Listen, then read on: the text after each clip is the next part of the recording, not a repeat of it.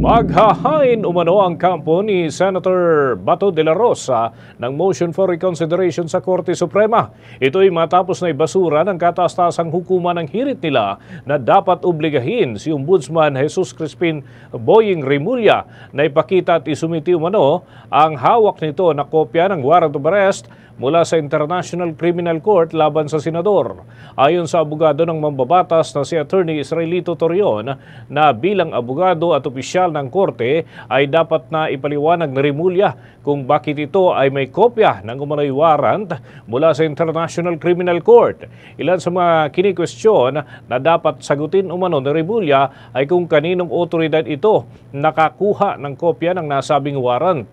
Magugunitang inanunsyo ni Remulla na mayroon itong kopya ng warrant of arrest laban sa senador na nakalagay sa kanyang cellphone. Si De La Rosa ay dating pinuno ng pambansang pulisya noong panahon ni dating Pangulong Rodrigo Duterte na nakakulong ngayon sa The Hague sa bahagi ng Netherlands dahil sa crimes against humanity na isinampa laban sa kanya at yan ay mula sa kampanya laban sa illegal na droga.